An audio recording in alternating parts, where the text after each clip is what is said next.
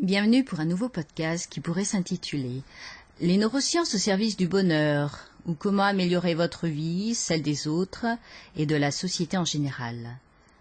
Pour ce programme quelque peu neuronal, je vais vous présenter quelques documentaires qui m'ont paru très intéressants pour aborder ce fameux rivage du développement personnel. Dans le domaine de la psycho, c'est l'étude des changements dans le fonctionnement psychologique d'un individu au cours de sa vie. Alors je vous invite à surfer sur la vague de nos rouleaux intérieurs, de nos vagues à l'âme et autres émotions. Mais comment maîtriser cette petite planche instable qui manque de chavirer à tout instant, qui n'arrête pas de nous mener en bateau? Pour échapper aux abysses de nos fonds psychiques, commençons tout d'abord par ramer avec la célèbre navigatrice Peggy Boucher. Avec son livre « Oser toujours, céder parfois, renoncer jamais ». Quelle est son aventure?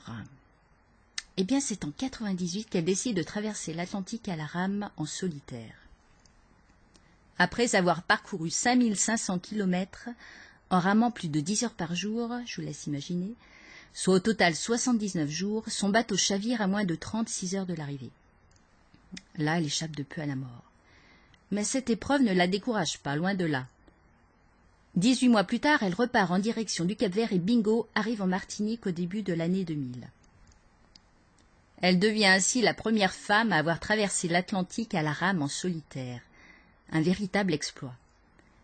Femme battante, persévérante, elle milite également pour des projets concernant le développement des énergies propres. Mais à quoi tient cette ténacité, cette volonté de se dépasser, affronter ses limites autres que celle de se lever de son canapé pour chercher cette foutue zapette? Son livre est une véritable invitation au voyage intérieur, mais comment trouver la force qui permet de se dépasser, de persévérer et d'aller au-delà des difficultés qui se présentent? Eh bien oui, en travaillant sur soi et sur ses émotions. Je vous conseille aussi de vous pencher un tantinet sur un livre édité sous la direction de Boris Cyrulnik, Comment fonctionnent nos émotions.